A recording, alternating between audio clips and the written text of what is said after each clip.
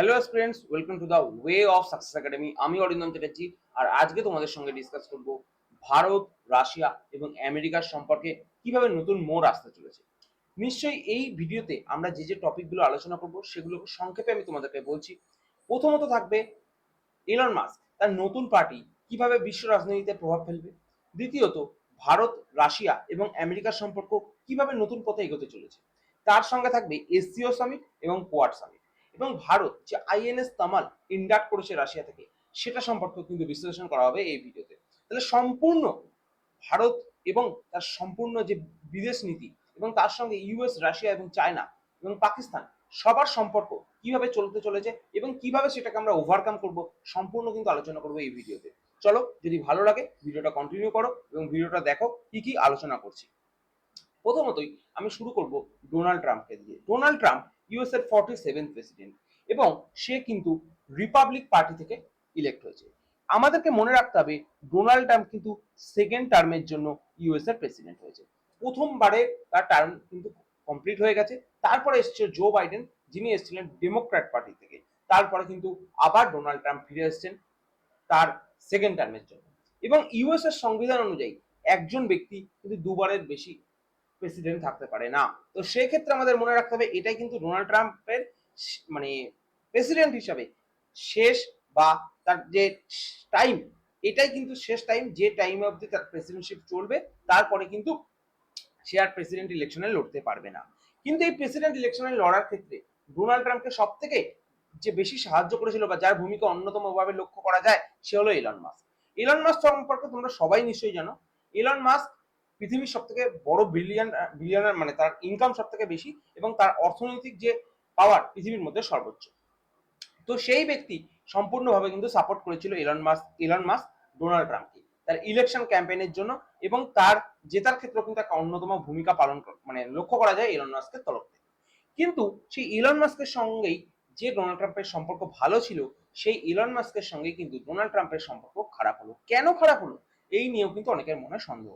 চলো, এই ইলন মাস্কই কিন্তু এর আগে, মানে যখন সম্পর্ক ভালো ছিল তখন ইলন মাস্ককে কিন্তু ডোনাল্ড ট্রাম্প ডিওজি, যার মানে পুরো অর্থ ডিপার্টমেন্ট অফ গভর্নমেন্ট এফিসিয়েন্সি, এর প্রধান হিসাবে নিযুক্ত করেছিল। যার কাজ কি ছিল? যার কাজ ছিল ইউএস এর সরকার যেভাবে চলছে সেখানে এফিসিয়েন্সি কিভাবে ইনক্রিজ করা যায়। মানে একটা সরকার চলতে গেলে তার তো এফিসিয়েন্সি লাগে। সেই এফিসিয়েন্সিটাকে কিভাবে ইনক্রিজ করা যায় সেটাই কিন্তু মেন লক্ষ্য ছিল ডোনাল্ড ট্রাম্পের না, এলন মাস্কের। তো সেই নিয়েই কাজ করছিল এলন মাস্ক। কিন্তু তাদের এই ভালো সম্পর্ক কিছুদিনের মধ্যে কিভাবে খারাপ সম্পর্কে পরিণত হলো বা দুজনের মধ্যে একটা ঝামেলার পরিস্থিতি তৈরি হলো, সেটাও কিন্তু এবার আমরা আলোচনা করতে চলেছি। এবার আসি সেই সম্পর্কের অবনতির দিকের প্রথম স্টেপ, যেটা হচ্ছে the one big and beautiful bill. এই বিলটা কিন্তু মানে প্রপোজ করেছিল কিছুদিন আগেই ডোনাল্ড ট্রাম্প সরকার। তো এই বিলটায় কি কি বলা হয়েছিল? এই বিলটায় বলা হয়েছিল যে যে সমস্ত দেশের মানুষেরা ইউএসএ কাজ করতে যাচ্ছে, তারা কাজের ইনকামের পরে যে টাকাটা তাদের দেশে পাঠায় সেই টাকার উপরে 5% ট্যাক্স ইম্পোজ করবে। কিন্তু বর্তমানে সেই 5% থেকে কমে কিন্তু 1%-এ কনভার্ট হয়েছে। 5% থেকে বর্তমানে 1%-এ কনভার্ট হয়েছে। কিন্তু এটা নিয়ে কিন্তু অতটা সমস্যা তৈরি হয়নি। সমস্যা আসলো কখন? সমস্যা আসলো যখন এই বিলে বলা ছিল যে এই বিল ইভির ওপরে যে সাবসিডি দেবে সেই সাবসিডি কিন্তু কাট করা হবে। ঠিক আছে, এবার মনে রাখতে হবে ইভির ওপরে কথা বলছি কেন। এই ইভি বলতে বলা হচ্ছে ইলেকট্রিক ভেহিকেল। ইভি বলতে বলা হচ্ছে ইলেকট্রিক ভেহিকেল। ইলেকট্রিক ভেহিকেল বলতে সবার আগে আমাদের যে নামটা মনে আসে সেটা হচ্ছে টেসলা। টেসলা কোম্পানির হেডকে বা মানে মালিককে, মালিক হচ্ছে ইলন মাস্ক। তাহলে এলন মাস্ক যদি টেসলা কোম্পানির মালিক হয় এবং এই টেসলা মানে ইভি কোম্পানির ওপরে যদি সাবসিডি কাট হয়, তাহলে ইম্প্যাক্ট পড়বে কার? ইম্প্যাক্ট পড়বে কিন্তু এলন মাস্কের। দ্বিতীয়ত, এই বিলে বলা হয়েছিল প্রচুর পরিমাণে উন্নয়ন করা হবে এবং উন্নয়নের জন্য ইউএসএ মার্কেট থেকে ঋণ তুলবে। তাহলে এই যে সমস্যা, এই দুটো সমস্যা নিয়েই প্রথম সমস্যা হচ্ছে ইভির ওপরে, ইভির সমস্যা, ইভি, এবং দ্বিতীয় হচ্ছে ডেপ। এই দুটো জিনিস নিয়েই কিন্তু আওয়াজ তোলে ইলন মাস্ক। এবং সে যখন আওয়াজ তোলে সে কিসের পার্ট ছিল? সে তখন ডোজের পার্ট ছিল, ডিপার্টমেন্ট অফ গভর্নমেন্ট এফিসিয়েন্সির পার্ট ছিল, মানে তার মেম্বার ছিল, হেড ছিল। সেই সময় তার কথার গুরুত্ব কম হয়। এবং সেই সময় সে অ্যাকচুয়ালি প্রথমত তো সে একজন বিজনেসম্যান এবং দ্বিতীয়ত সে একজন গভর্নমেন্টের হয়ে কাজ করতে চলেছে। সে অ্যাজ এ বিজনেসম্যান ছিল 2024 অব্দি এবং তারপরে 2024-এর শেষের দিকে সে মানে গভর্নমেন্টের কাজে নিজেকে ইন্ট্রোডিউস করতে চলেছে। এই দুটো মাইন্ডসেট কিন্তু সম্পূর্ণ আলাদা হয় এবং সেই জন্যই কিন্তু ইলন মাস্কের এই সমস্যাটা হয়েছিল। এবং সে যখন বলতে চলেছে যে এই জিনিসটা খারাপ হচ্ছে বা এই জিনিসটা উচিত না, তখন কিন্তু ট্রাম্পের যে সরকার সেটা কিন্তু সেই জিনিসটার উপরে কথায় গুরুত্ব দেওয়া হয় না। এবং ডোজের যে চিন্তা ভাবনা বা ডোজের চিন্তা ভাবনা বলতে ইলন মাস্কের যে চিন্তা ভাবনা সেটা কিন্তু আন্ডারমাইন করা হয় এবং সেই ঘটনা থেকেই কিন্তু ইলন মাস্কের একটা মনে ক্ষোভ আসে এবং সে এই ট্রাম্পের পার্টি থেকে বেরিয়ে যায়। এবার সেক্ষেত্রে যখনই সে ট্রাম্পের পার্টি থেকে বেরিয়ে যায়, সেই বেরিয়ে যাওয়ার সময় কিছুদিনের মধ্যে সে ঘোষণা করে সে একটা নতুন পলিটিক্যাল পার্টি ক্রিয়েট করবে। তো আমরা তো এতদিন ধরে জেনে এসেছি ইউএসএ তে দুটো পলিটিক্যাল পার্টি, ঠিক আছে, যে একটা হচ্ছে ডেমোক্র্যাট আর একটা হচ্ছে রিপাবলিক। কিন্তু ডেমোক্র্যাট আর রিপাবলিক ছাড়াও ইউএসএ কিন্তু অনেক পার্টি রয়েছে যাদের কথা আমরা অত জানি না বা শুনি না। তো সে একটা নতুন পার্টি আনতে চলেছে, তার নাম হচ্ছে আমেরিকা পার্টি। সেই আমেরিকা পার্টি ইলেকশনে লড়বে। তা ইলেকশনে লড়বে তার মানে কি এলন মাস্ক নতুন প্রেসিডেন্ট হতে পারে? না, এলন মাস্ক কিন্তু প্রেসিডেন্ট হতে পারে না। কেন পারে না? কারণ এলন মাস্কের জন্ম কিন্তু সাউথ আফ্রিকাতে এবং ইউএস এর কনস্টিটিউশন অনুযায়ী কোনো ব্যক্তি যে ইউএস এ জন্মগ্রহণ করেনি সে কিন্তু কোনোভাবেই ইউএস এর প্রেসিডেন্ট হতে পারে না। তাহলে এই ঘটনা যখন চলছে, এই ঘটনা যখন সবাই জানে, সেই সময় এলন মাস্ক যখন নতুন পার্টি তৈরি করতে চলছে এবং সে হচ্ছে বিশ্বের সব থেকে ধনী ব্যক্তি, তখন কিন্তু মানুষের মধ্যে একটা চিন্তা পৃথিবীতে বা বিশ্ব রাজনীতিতে কিন্তু একটা চিন্তার ছায়া কিন্তু পড়েছে। এবং সেই সময় এলন মাস্কের এই চিন্তা ভাবনাতেই ডোনাল্ড ট্রাম্প কি বলে? ডোনাল্ড ট্রাম্প বলে Elon may have to close up shop and head back home to South Africa. South Africa বলতে বোঝাতে চাইছে যে সে তার দোকান বন্ধ করবে, মানে তার ব্যবসা বন্ধ করবে ইউএসএ তে এবং তাকে কিন্তু সাউথ আফ্রিকাতে পাঠিয়ে দেওয়া হবে যদি এটা চলতে থাকে। কারণ ট্রাম্প কিন্তু ইমিগ্রেশন নিয়ে যথেষ্ট মানে যথেষ্ট স্ট্রং পার্ট প্লে করছে, ঠিক আছে, ইমিগ্রেশন নিয়ে যথেষ্ট স্ট্রং পার্ট প্লে করছে। তো এই ক্ষেত্রে কিন্তু এলন মাস্কের যে ব্যবসা সেটাও কিন্তু সংকটে আসতে চলেছে। এই রকম যখন সিনারিও, যখন বিশ্ব রাজনীতিতে ইউএস এর মতো একটা দেশ যে তার পলিটিক্যাল সিচুয়েশন এবং ইকোনমিক্যাল সিচুয়েশন দুটোর মধ্যে একটা ব্যালেন্স তৈরি হওয়ার চেষ্টা হচ্ছে এবং সেই ব্যালেন্সের মধ্যে একটা সমস্যা আসছে, তখন কিন্তু সারা বিশ্বের একটা চিন্তার ছায়া কিন্তু অবশ্যই আসবে। এবার এই জিনিসটা ভারতের উপর কিভাবে ইম্প্যাক্ট করবে, তো সেক্ষেত্রে বলতে গেলে সবার আগে যে কথাটা আমাদেরকে বলতে হবে, ইন্ডিয়ান নেভি ইন্ডাক্ট করেছে the last imported warship INS তমালকে। আচ্ছা, এর মানে কি? মানে ইন্ডিয়ান নেভি আইএনএস তমাল বলে একটা ওয়ারশিপ, ঠিক আছে, মানে যেটা জলজাহাজ বলতে গেলে, ঠিক আছে, সেই ওয়ারশিপ রাশিয়া থেকে ইম্পোর্ট করেছে এবং এটাই কিন্তু ইন্ডিয়ার লাস্ট ইম্পোর্টেড ওয়ারশিপ। মানে ইন্ডিয়া এখন নিজেই কিন্তু ইন্ডিজেনিয়াস ভাবে এই ওয়ারশিপ তৈরি করার যে মেকানিজম সেটা কিন্তু তৈরি করে ফেলেছে। তাহলে ইন্ডিয়াকে আর কারো কোনো দেশের উপর মানে নির্ভর করতে হবে না। তো সেই ঘটনাই মানে সবে সম্পূর্ণ হয়েছে। তো এটা আমাদের জন্য একটা পজিটিভ দিক যে আমরা আমাদের নিজস্ব মানে টেকনোলজির সাহায্যে তৈরি করতে পারবো। যুদ্ধের সময় আমরা মানে হিউজ স্কেলে তৈরি করতে পারবো এবং যখন কিনতে হয় কোনো দেশ থেকে তখন যে খরচটা হয় সেটা কিন্তু আমাদের আর হবে না, কমবে এবং সেক্ষেত্রে নতুন জব জেনারেশনও হবে। এই সিনারিও যখন চলছে, সেই সিনারিওতেই ইউএসএ তে একটা ঘটনা ঘটেছে, সেটা নিয়ে আলোচনা করব। তার আগে আমরা এই যে আইএনএস তমাল সেটা নিয়ে কিছু আলোচনা করি। আইএনএস তমাল কি রকম একটা ওয়ারশিপ? এটা হচ্ছে ক্রিভক ক্লাসের একটা ফ্রিগেটস, ঠিক আছে, এটা হচ্ছে প্রথমত একটা ফ্রিগেটস যেটা হচ্ছে ক্রিভক ক্লাসের মধ্যে পড়ে, ইন্ডাক্টেড ফ্রম রাশিয়া, ঠিক আছে, রাশিয়া থেকে নেওয়া আছে। আচ্ছা, এর যে নামটা, এর নামটা দেওয়া হচ্ছে তমাল। এই তমাল নামটা কিসের প্রতীক? তমাল হচ্ছে একটা মাইথিক্যাল মানে ওয়ার্ডস, ঠিক আছে, যার মানে কি এটা একটা অস্ত্র ছিল। এই অস্ত্রটা কে ব্যবহার করতো? ইন্দ্র দেবতা ব্যবহার করতো, ঠিক আছে, কিং অফ গডস বলা হয় যাকে, সমস্ত ভগবানের দেবতা বলা হয় সেই ইন্দ্র। ইন্দ্র যে অস্ত্র ব্যবহার করতো, দেবতা ইন্দ্র যে অস্ত্র ব্যবহার করতো, সেই অস্ত্রের নাম অনুযায়ী মানে সেই অস্ত্রের নামই ছিল কিন্তু তমাল। অ্যাকচুয়ালি এর নামই ছিল তমাল। সেই তমাল নামে কিন্তু মানে নামান্তরিত করা হয়েছে বা নামকরণ করা হয়েছে এই ক্রিভক ক্লাস ফ্রিগেটকে, যার নাম হলো আইএনএস তমাল। বোঝা গেল? এর নাম হলো আইএনএস তমাল। আমি তোমাদেরকে সহজ ভাষাতে বোঝানোর চেষ্টা করছি, বাংলা ভাষাতে, জিওপলিটিক্সে ঘটনা কি ঘটছে। এবার এই যে তমাল ফ্রিগেটটা তৈরি হলো, এর কি কি ক্যাপাবিলিটি রয়েছে? এটা কিন্তু নিজে মানে এর যে যুদ্ধ জাহাজটা, এর ভেতর থেকে কিন্তু ব্রাহ্মস যে লং রেঞ্জ ক্রুজ মিসাইল সেটা লঞ্চ করতে পারে এবং সারফেস টু এয়ার মিসাইলও কিন্তু লঞ্চ করতে পারে। তাহলে এই যে আইএনএস তমাল তৈরি হলো, এটা কি পুরোপুরি রাশিয়া তৈরি করলো? না, এখানে কিন্তু 26% ইন্ডিজিনিয়াস কম্পোনেন্ট ছিল, মানে ভারতের কম্পোনেন্ট। ইন্ডিয়ার কম্পোনেন্ট ছিল 26%, বাকি কম্পোনেন্ট ছিল কিন্তু রাশিয়ার। এবং ভারত এরপর থেকে বাকি কম্পোনেন্ট কিন্তু নিজেরাই তৈরি করবে এবং এটাই কিন্তু লাস্ট ফ্রিগেট হতে চলেছে যেটা ভারত ইম্পোর্ট করছে। এইবারই ঘটনা আসছে ইউএস এর প্ল্যান নিয়ে। ইউএসএ প্ল্যান করছে 500% ট্যারিফস লাগাবে on top Russian oil buyers, মানে রাশিয়ান অয়েল যারা বাই করে তাদের উপরে 500% ট্যাক্স লাগাবে। ট্যারিফ বলতে ট্যাক্স। রাশিয়ার অয়েল বাই করে কি কে? রাশিয়ার অয়েল বাই কে করে? রাশিয়ার অয়েল বাই করে ইন্ডিয়া, রাশিয়ার অয়েল বাই করে চায়না, আরো অন্যান্য দেশ। মেন দুটো দেশ যারা বাই করে ইন্ডিয়া এবং চায়না, মানে মেন দুটো অয়েল ইম্পোর্টিং কান্ট্রি। তাহলে এই চিন্তা ভাবনা যখন ইউএসএ তে চলছে, সেই চিন্তা ভাবনাতে কিন্তু মানে একটা ভারতের ওপরে মানে জিও পলিটিক্যাল প্রেশার কিন্তু আসতে চলেছে।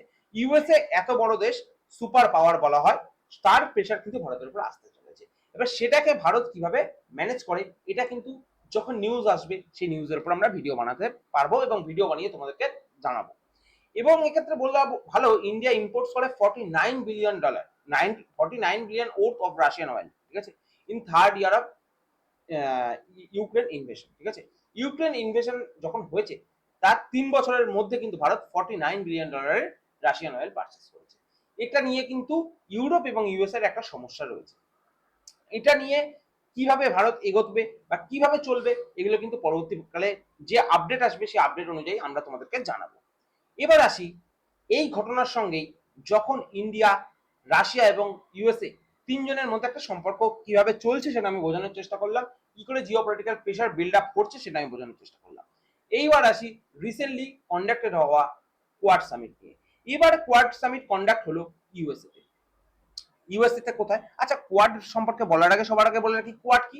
কোয়াড হলো 4টে গ্রুপের একটা টিম, যেখানে ইন্ডিয়া রয়েছে, যেখানে জাপান রয়েছে, যেখানে অস্ট্রেলিয়া রয়েছে এবং যেখানে ইউএসএ রয়েছে। এই 4টে দেশ, এই 4টে দেশের কম্ব্যাটে তৈরি হচ্ছে কোয়াড। কোয়াড বলতে আমরা বুঝি কোয়াড্রিল্যাটারাল। তো দেখো, এটা চতুর্ভুজের মতো একটা শেপ তৈরি করেছি আমি, তো এই চতুর্ভুজের মতো শেপটাকে বলা হচ্ছে কোয়াড। এই 4টে কান্ট্রির দেশ এবছরে তার যে কি বলবো, তার যে মেন কাজ বাজ হলো, যার বৈঠক হলো, সেটা কোথায় হলো? ইউএসএ তে হলো। ইউএসএ তে তার বৈঠক হয়েছে এবং ইউএসএ তে যে বৈঠক হয়েছে, এই বৈঠকে অনেক কিছু নিয়ে আলোচনা করা হয়েছে। এই কোয়াড নিয়ে কি কি আলোচনা করা হলো, এই নিয়ে একটা সম্পূর্ণ ভিডিও আমি আনবো, সেক্ষেত্রে আলোচনা করবো। কিন্তু বর্তমানে এই কোয়াড কিভাবে ইম্প্যাক্ট ফেলছে সেটা নিয়ে আলোচনা করছি। দেখো, এই কোয়াডে যে মেন টপিক আলোচনা হয়েছে তার মধ্যে একটা টপিক আমি বললাম, সেটা হচ্ছে Quad condemns the Pahalgam terror attack.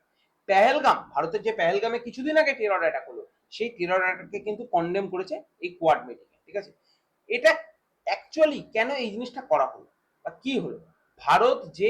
ভারতের যে একটা সোভারজিনিটির উপরে আক্রমণ, সেই আক্রমণটাকে কিন্তু কোয়াড অ্যাকনলেজ করলো।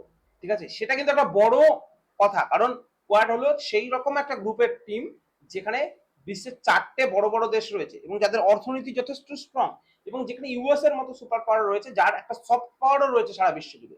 সে কিন্তু পেহেলগাম অ্যাটাকের কথা কিন্তু তার যে মেন পিডিএফ সেখানে কিন্তু সে উল্লেখ করেছে। এবং সেক্ষেত্রে আর একটা কথা আমাদেরকে বলতে হবে, এসসিও সামিটের কথা। কেন এসসিও সামিটের কথা? কারণ এই কোয়াড সামিট হওয়ার কিছুদিন আগেই এসসিও সামিট হয়ে গেছে। এসসিও বলতে গেলে সবার আগে আমাদের যেগুলো জানতে হবে, এসসিওর হেডকোয়ার্টার কোথায়? হেডকোয়ার্টার বেজিং, চায়নাতে। এবং এসসিও কত সালে তৈরি হয়েছিল? 2001 সালে তৈরি হয়েছিল। এই যে বেসিক ইনফরমেশনগুলো, এগুলো আমি এখানে দিয়ে দিয়েছি। প্রেজেন্ট মেম্বার হচ্ছে 9 জন এবং 9 জনের নাম দিয়ে দিয়েছি। ভারত এখানে ঢুকেছে কত সালে? 2017 সালে। এই এসসিও সামিট কিন্তু কিছুদিন আগে হয়েছে। এসসিও সামিটে ভারত অনেকবারই মানে মানে পার্টিসিপেট করার পরেও ভারত অনেক রকম ভাবে বোঝানোর চেষ্টা করেছে, কিন্তু এসসিও সামিটের মেন যে স্টেটমেন্ট এসেছিল, সেই মেন স্টেটমেন্টে, ঠিক আছে, ইন্ডিয়া কিন্তু সাইন করেনি। ইন্ডিয়া রিফিউজেস করেছিল সাইন করতে। কেন? কারণ এখানে বলা হয়েছে যে পেহেলগাম অ্যাটাকের কথা এই যে সামিটে সেখানে কিন্তু উল্লেখ করা হয়নি। ঠিক আছে, সেই জন্য কিন্তু ইন্ডিয়া এই যে এসসিও সামিট সেটা কিন্তু সাইন করেনি। এই নিয়ে সারা বিশ্বে বিভিন্ন নিউজ মিডিয়ায় বিভিন্ন নিউজ কিন্তু পাবলিশড হয়েছে। তো তারই কিছু কাট আউট আমি তোমাকে দেখাচ্ছি, যেখানে বলা হয়েছে টেরোরিজম নট অ্যাকনোলেজ। এই যে টেরোরিজম কথাটা বা টেরোরিজম অ্যাটাক হয়েছে সেটা কিন্তু অ্যাকনোলেজ করা হয়নি। Jaishankar on why India did not sign SCO joint release. Joint release, যে জয়েন্ট রিলিজটা বেরোয়, ঠিক আছে, যে মেন মানে ওদের যে স্টেটমেন্টটা সেটাতে কিন্তু ইন্ডিয়া সাইন করেনি। তো তার মানে এবার ভাবো যে কান্ট্রি এসসিও হেডকোয়ার্টার চায়নাতে, এবং সেখানে মেনলি চায়না, পাকিস্তান, কোন কোন মেম্বার রয়েছে, মেম্বার কান্ট্রিগুলো দেখো, China, Russia, Kazakhstan, Kyrgyzstan, Tajikistan, Uzbekistan, India, Pakistan এবং ইরান, এতগুলো কান্ট্রি রয়েছে। এবং এর মধ্যে এই যে চায়না এবং পাকিস্তান দুজনেই কিন্তু মানে একই সুরে কথা বলছে। এই চিন্তা ভাবনা কিন্তু ইন্ডিয়ার যে সোভার্জিনিটি সেটাও কিন্তু কে তারা যে গুরুত্ব দেওয়া সেটা কিন্তু দিচ্ছে না। এতদিন ধরে মেনলি মানে যেভাবে চলে আসছিল সেটার কিন্তু মানে ভারতের যে এসসিও সামিটের যে এফেক্টটা সেটা কিন্তু ভারতের জন্য খুব একটা ভালো হচ্ছিল না। এবং তারপরেই অনেকের মাথায় চিন্তা ভাবনা আসলো যে এসসিও সামিট যদি এরকম খারাপ হয়, আর একটা গ্রুপ এসসিও একটা বড় গ্রুপ, ঠিক আছে, কোয়াডের থেকে বড় গ্রুপ, তাহলে কি আলটিমেটলি ভারতের রিলেভেন্স কমছে? এবং সেক্ষেত্রে জিও পলিটিক্যাল রিলেশনে সবসময় মনে রাখতে হবে রিলেভেন্স কিন্তু সবসময় সব দিক থেকে কমে না, কোনো দিকে কমে মানে কোনো দিকে আবার সেটা মেকআপ হয়ে যাবে। তো এই যে ঘটনাটা সেটাই কিন্তু আমাদেরকে লক্ষ্য করাচ্ছে বা চোখে আঙুল দিয়ে দেখাচ্ছে যে কোয়াড সামিটে কিন্তু ভারতের যে প্রবলেমটা বা টেরোরিজম যে ঘটনাটা সেটা কিন্তু অ্যাকনলেজ করেছে। সেই জন্য কিন্তু কোয়াড সামিটের রিলেভেন্স কিন্তু সারা বিশ্ব জুড়ে বেশিভাবে প্রভাব ফেলছে। এবার একটা কথা আসি যে যেখানে এসসিও সামিটে এই পুরো ঘটনা, টেরোরিজমের ঘটনাটাকে কোনোভাবে গুরুত্ব দেওয়া হলো না এবং কোয়াড সামিটে গুরুত্ব দেওয়া হলো, তাহলে কি কোয়াড সামিট এভাবে কন্টিনিউ চলতে থাকবে এবং কোয়াড সামিটে ভারতের যে সমস্ত চিন্তা ভাবনা আছে সেগুলো কি সমস্ত বাস্তবায়িত হবে? দেখো সেক্ষেত্রেও একটা সমস্যা আছে। কেন সমস্যা? সমস্যা হলো ট্রাম্পের যে নতুন চিন্তা ভাবনা যে সারা বিশ্বের উপরে ট্যাক্স চাপানো, ঠিক আছে, সেক্ষেত্রে ট্রাম্প কি জাপানকে কি বলে থ্রেট করেছে যে 35% ট্যাক্স দিতে হবে। কিসের জন্য? জাপানে নিশ্চয়ই তোমরা জানো জাপানে যে আর্মি রয়েছে, জাপানের নিজস্ব আর্মি কিন্তু নেই, এবং তাদের আর্মি নিজস্ব আর্মি থাকলেও সেটা খুব কম, এবং জাপানকে যারা প্রোটেক্ট করছে সেটা হচ্ছে ইউএস আর্মি। সেই ইউএস আর্মির প্রোটেকশনের জন্য মেনলি ট্রাম্প চাইছে জাপানের কাছ থেকে 35% ট্যারিফ। বুঝতে পারছো জিনিসটা? এটা কতটা একটা বড় হয়ে যাচ্ছে। এই ঘটনা কিন্তু জাপান এবং ইউএস এর সম্পর্কের উপরে একটা নেগেটিভ ইম্প্যাক্ট ফেলছে। কারণ জাপানও কোয়াডের মেম্বার, ইউএসও কোয়াডের মেম্বার। তো ইউএস যদি এখন সঠিক পথে চলে, ইউএস যদি তার যে ভুলগুলো ইউএস এর হচ্ছে, যেগুলো ট্যারিফের ইস্যু, যেগুলো অন্যান্য আরো ইস্যু, সেগুলোকে যদি ইউএস কন্ট্রোল করতে পারে, তাহলে কিন্তু ইন ফিউচার কোয়াড একটা আবার বড় সংগঠন যেভাবে আগের ফর্মে ছিল, যেভাবে ইন্ডো প্যাসিফিক যে রিজিয়নটা সেটাকে যেভাবে কভার করছিল, সেটা কিন্তু হয়ে উঠবে। তাহলে এই ঘটনা কিন্তু বর্তমানে যে সমস্ত জিও পলিটিক্যাল ইভেন্ট ঘটবে সেগুলো কিন্তু এই একই সূত্রে বাঁধা হবে, যেখানে ইউএস এর প্ল্যান এক আছে এবং সেই প্ল্যান ইউএস এ চলছে, এবং সেক্ষেত্রে রাশিয়া এবং চায়না দুজনের প্ল্যান আলাদা আছে, এবং ইন্ডিয়া নতুন প্ল্যানে চলছে। এবং সেক্ষেত্রে জাপানের সঙ্গে ইউএস এর কোনো সমস্যা থাকলে সেটা, বা জাপানের সঙ্গে মানে জাপান না, অস্ট্রেলিয়ার সঙ্গে ইউএস এর কোনো সমস্যা থাকলে সেটা, এই সমস্ত কিন্তু একই সূত্রে বাঁধা হবে। এবং তার যে মেন ভিত কিন্তু আমি তোমাদেরকে আলোচনা করলাম। এই হলো মেন ঘটনা যে সূত্রে এখন জিওপলিটিক্যাল রিলেশন চলছে, এবং এর পরে যখন এই টপিকের ভিডিও আসবে তখন কিন্তু আমি সেটা কিন্তু তোমাদের সামনে আপলোড করব এবং তোমাদেরকে কিন্তু সম্পূর্ণ বিশ্লেষণ করব ঠিক এরকম ভাবেই। যদি ভিডিওটা ভালো লাগে অবশ্যই লাইক, শেয়ার এবং সাবস্ক্রাইব করবে। আর তোমাদের উদ্দেশ্যে বলে রাখি, আমাদের কিন্তু একটা কারেন্ট অ্যাফেয়ার্স এর মানে পেড ব্যাচ কিন্তু চলছে, যেটার আজকে আমি প্রমোশন তোমাদেরকে এখানে যে আমি টেমপ্লেটটা ইউজ করি সেটা আজকে ইউজ করিনি, কিন্তু তাও বলে দিচ্ছি, যেখানে আমরা মান্থলি ফিস নিচ্ছি, যেখানে আমরা মান্থলি ফিস নিচ্ছি 50 টাকা, যেখানে একদম মানে ডেসক্রিপশন দেওয়া হচ্ছে, শুধু ওয়ান লাইনার না, তোমাকে পিডিএফ তো দেওয়া হবে, তার সঙ্গে পিডিএফ কে পুরো ডেসক্রাইব করা হবে, ঠিক আছে, সপ্তাহে একদিন করে ক্লাস হবে, সপ্তাহে একদিন করে ক্লাস হবে এবং গুগল মিটে ক্লাস হবে। ওকে, যদি সেই ব্যাচে নিজেকে এনরোল করতে চাও অবশ্যই কিন্তু এই যে নাম্বারটা দেওয়া আছে এখানে কিন্তু হোয়াটসঅ্যাপ করো। তো চলো, আজকের ভিডিওটায় আমি সম্পূর্ণ বিশ্লেষণ করেছি যে বর্তমান জিওপলিটিক্যাল রিলেশন কি চলছে এবং কিভাবে মানে কি হতে চলেছে। তো যদি ভিডিওটা ভালো লেগে থাকে অবশ্যই লাইক, শেয়ার এবং সাবস্ক্রাইব করবে। এতক্ষণ ভিডিওটা দেখার জন্য সবাইকে থ্যাংক ইউ।